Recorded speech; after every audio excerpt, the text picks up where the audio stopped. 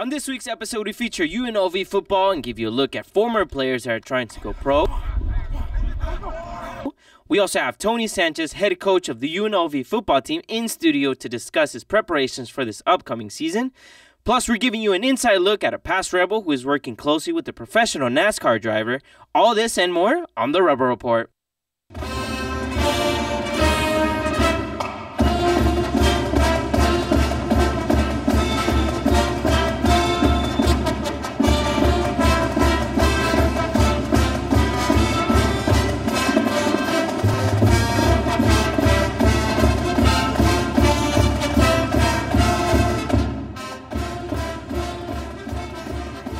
Hello everyone, welcome back to another episode of the Rebel Report. We got a blockbuster show announcing a new basketball coach, and we're sitting down with the coach turning around UNLV football. I'm Marco Santander. And I'm Ivy Rose. We were off last spring break, and one of the biggest stories of 2019 so far decided to break. Yeah, Marcos, Marvin Menzies was fired as head coach of the Runnin' Rebels and replaced by TJ Otzelberger.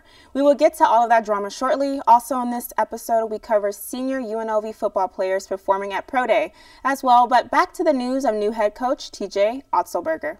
After 3 seasons at UNLV, Marvin Menzies was fired as head coach of the Runnin' Rebels. It took less than 2 weeks for a new head coach to be announced as TJ Otzelberger was appointed the new men's basketball head coach. UNLV Director of Athletics Desiree Reed-Francois announced that South Dakota State's TJ Otzelberger will be the new head coach of the Runnin' Rebels. In his 3 years at South Dakota State, Otzelberger compiled an overall record of 70 wins and 33 losses with the Jackrabbits, making an appearance in the NCAA tournament in 2017 and 2018. Before arriving at South Dakota, Otzelberger served as an assistant coach at Iowa State and at the University of Washington. He said that he is honored and proud to be able to add to the rich history of the Runnin' Rebels. Reed-Francois said that she wanted a coach who's passionately committed to winning and ready to be the new face of the UNLV's storied basketball program, and she decided that Otzelberger was the man for that job. The new head coach was announced to UNLV fans at a press conference on March 2018, and here's the Rebels' new head coach. We needed a head coach who knew how to build a championship culture, and we needed a person who could help our young men achieve their hopes and dreams. TJ Otzelberger embodies our high expectations. From our first calls to meetings in person, and after talking with countless basketball people and administrators, it became apparent that we had our coach. It is an honor and a pleasure to introduce UNLV's new leader of our men's basketball program, Coach TJ Otzelberger.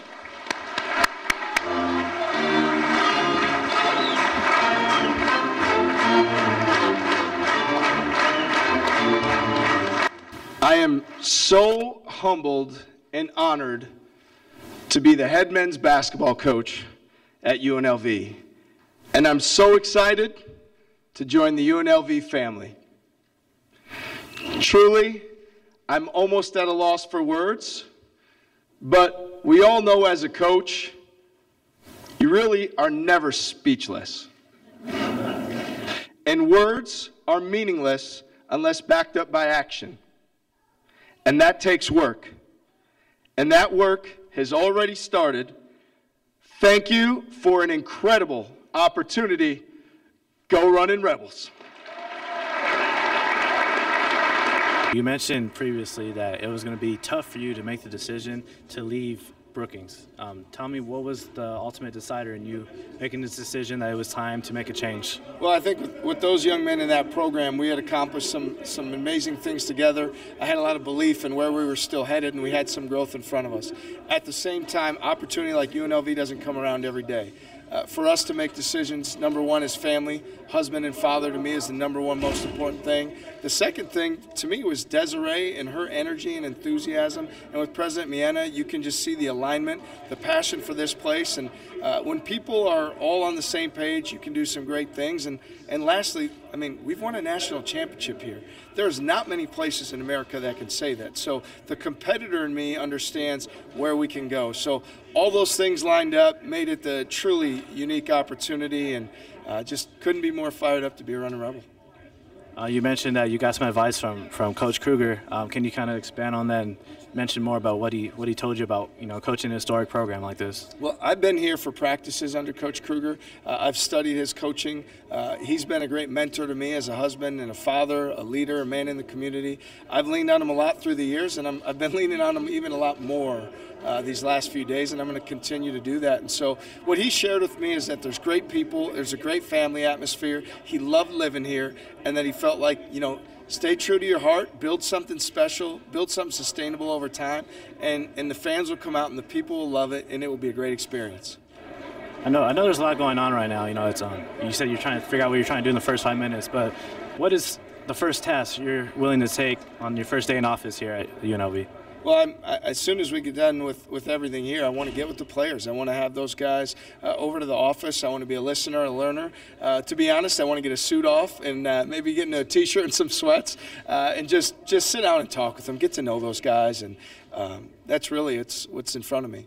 With several players wanting to transfer, we will see how Coach Otzelberger can turn things around for the Runnin' Rebels in his first season at UNLV. But how did we get here? Before the announcement of TJ Otzelberger being the new head coach for the Runnin' Rebels, Desiree Reed-Francois had to make the tough decision to fire Marvin Menzies. Kaylin Sokel was there at the press conference when Reed-Francois made the announcement to part ways with Menzies. On the Friday following UNLV's early exit from the Mountain West tournament after a loss to San Diego State, UNLV Athletic Director Desiree Francois decided to move on from head coach Marvin Menzies after a 48-48 record over 3 seasons. And his staff are some of the very best, as you all know. He represented our university and our city to the nation with class and dignity. He provided us with some of the best basketball highlights over the last 3 years, including that big win over BYU this past December. After every season, UNLV takes a look at their athletic programs, which include a review of the head coach. Quite simply, our men's basketball program needs to win more than we have. While I'm a believer in allowing time for coaches and programs to flourish, if I'm not confident in where we're headed, we need to make a change. And we have engaged former basketball coach and now search consultant Eddie Fogler to assist with the process and to provide background information on candidates.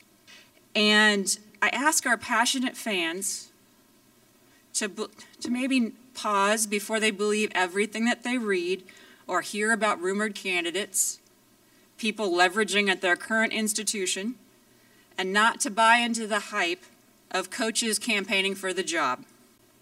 I am looking forward to the next time you hear from me when I introduce our new leader of Running Rebel basketball. I want our coach when they walk into a room, and if there is John Gruden and all the other incredible people that we have in our community, that that's UNLV's basketball coach. Someone who can galvanize our community and who we're confident in. Desiree Reed-Francois said that UNLV will move quickly and prudently in their search for a new head coach. After roughly 2 weeks, UNLV found their guy in South Dakota State's TJ Otzelberger. Otzelberger also brings a fast-paced offense with him that should agree with Running Rebel fans. All right, now let's get to the meat of this show and talk UNLV football. Multiple Rebels that have finished up their college careers and are set to graduate have their eyes on the pros. And that's why the annual football pro timing day on campus is critical. This is giving former Rebels an opportunity to show off their skills in front of different NFL scouts. Over a dozen scouts from various NFL teams saw how former Rebels, including Lexington Thomas, performed in different situations, ranging from how high they can jump, how much weights they can bench press, to how fast they can finish drills according to their position. For the athletes, this day allows them to show the scouts what they can offer the team in hopes of being recruited by one of the With the help of UNLV coaches, they prepare for this day and are thankful to have a chance to have a stepping stone into becoming a professional athlete.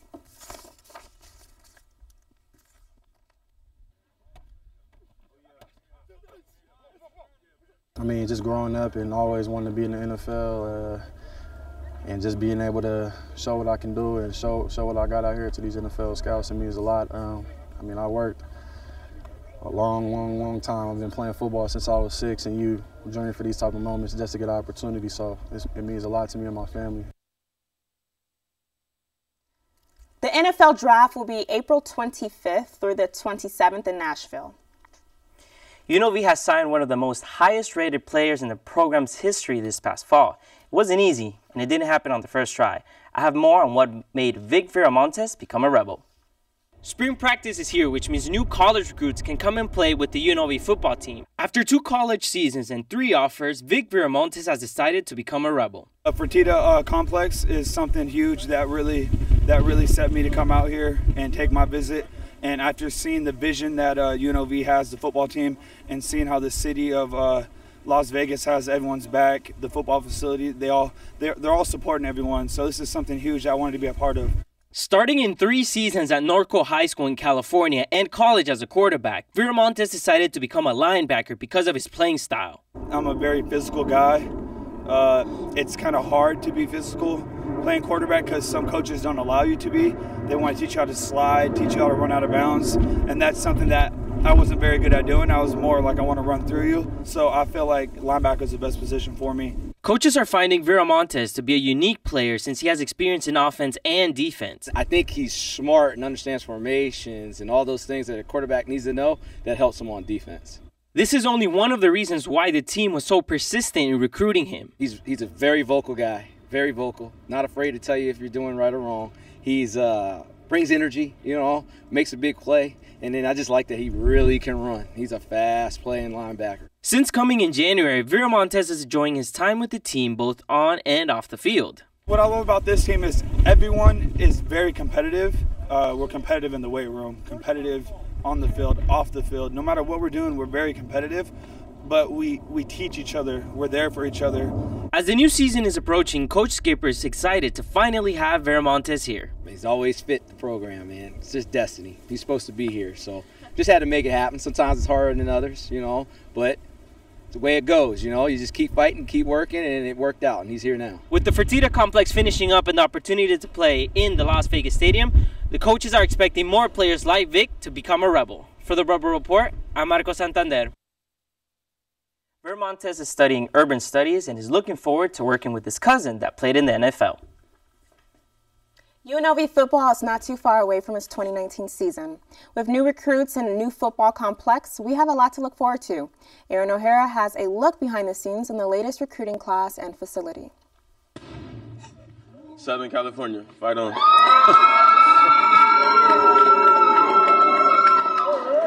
For thousands of student athletes and coaches, National Signing Day is the most exciting day of the year, and it is no different at UNLV, where many high school seniors or college transfers are committing to be a future Rebel. With the 2 signing days, it's really changed things. It's not as hectic as when you've done the bulk of your work in the early signing period. And you're signing 6 guys today. It's not as hectic as it has been in the past. Football head coach Tony Sanchez will be going into his 5th season as a Rebel and has been developing the program since his arrival. Once head coach for one of the high school top 10 football programs in the country at Las Vegas's very own Bishop Gorman High School, Coach Sanchez sees signing day differently than most college coaches. One of the neat things about it is spending as much time as I did coaching at the high school level and being with those guys as they're trying to make the decisions, and then obviously the transitioning over here. I think it's one of the reasons we recruited so well. You kind of have a pulse of what these guys are looking for, and you've seen the talent just continue to grow on this roster. Sanchez is leading the fundraising effort for the $31 million Fertitta football complex. It will include a training center, lounge, weight room, and even a barber shop. As UNLV and the city of Las Vegas continue to grow with the Raiders, it is drawing more players to want to be a part of the change happening within the university football program. This year, having those official visits and having guys come on in, put hard hats on, walk through the facility, going down to town square, going through the Raiders experience and going to the construction site and coming on back, it was really impactful, especially especially with these high school kids, because they know they're almost their entire career is going to be in these two facilities. So it's exciting. With Rebel Report, I am Erin O'Hara. The Fertitta Complex is set to open later this spring, but in the meantime, fans are looking forward to the free football showcase April 6th. And now the football talk continues. Here, Coach Sanchez joining us for this week's Rebel Report Timeout. Rebel Report Timeout. So today on Rebel Report Timeout, we have a very special guest, head football coach Tony Sanchez. Nice to see you here. Yeah, it's good to be here again. Yeah, and we're just coming off a story on the Fertitta Football Complex and how it helps recruiting. I heard it was supposed to be done in April, but what's the time frame It's right going to go a little longer than that. I think April's a little optimistic. Well, we're shooting for, looks like, end of the summertime, so we're excited about it. And, obviously we've talked about it for a long time. It'll be a big cog in helping us recruit at a high level, but just maintaining the current team, too, just feeding them. We don't have a place right now, so having that dining hall in there, nutrition center, along with the strength training complex, academic facilities, and, players' lounge, and it'll really just change the world for our student athletes. Yeah. And then, as far as recruiting goes, I know it helps in recruiting with Vic Veramontes, Corty Reese, and a lot of the players like Alelia Marhe. But how do those players help you build for the future and win a Mountain West championship? Well, that's what it's all about. It's about recruiting. You want to go out and you want to acquire talent. I don't care what profession you're in. You want to go out no different than what you're doing here today. At the highest levels, you acquire as much talent as you can. And that's what coaching football is all about, going out, acquiring talent, and then developing talent. So when you're able to bring in guys at the caliber of, Vic Veramontes and, and players like that, it allows you to have success and be able to chase it so much faster. At the same time, you look at guys we've had, like Justice Olawashone and, Armani Rogers, and guys we had to really battle for in the recruiting area, and those guys, you see the development they've had over the years, and that all collectively coming together is going to help us have an opportunity to win a championship. Yeah, and you said you had battles in the past with players like Armani Rogers. Has recruiting sort of gotten a little easier over the few years with the new Raiders Stadium coming, with the facility? Well, I don't know if it gets easier, because as you have more facilities and you have more to offer, you go after a higher caliber kid, and that's not down on any of our guys. We've got guys on our team that we've recruited over the years that are playing in the NFL now, so we've gotten a lot of really good players. But when you look at the landscape of recruiting, it allows you to get into bigger fistfights, so to speak, with bigger teams, because you have facilities that match theirs.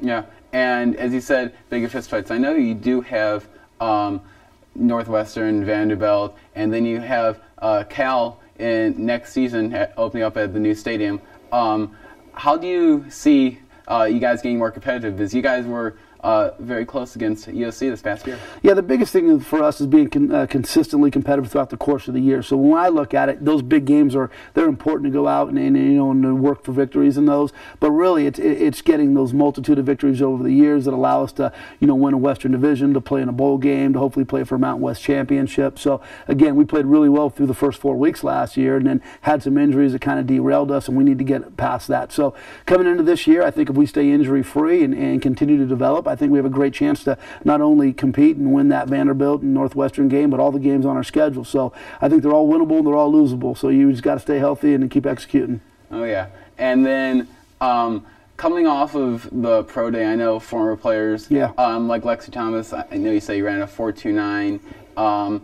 and other players. Who really surprised you at the pro day? Lex did what we thought he would. He was always a kind of a speed burner. The biggest thing for him is going to be catching balls out of the backfield, his ability to punt and kick return, be a third down type guy. So I think he's going to have to get into a camp to show those things. Evan Owens did a really good job. Again, didn't shock me. Really gifted kid. The one, Jaquez Khalili, we got a lot of feedback on him, and he's a guy locally from Desert Oasis High School and really wanted to be a running back his whole career. Went to Arizona as a running back, and they tried to make him a corner, so he left and went to a JC and wanted to be a running back. And, and when we got him, we said, you have to play corner, and it looks like he's going to get into a camp and get an opportunity. So Jaquez probably was the one guy that really jumped out in pro day. And then final question. TJ Otzelberger has been introduced as the new head basketball coach. His press conference is scheduled for later today.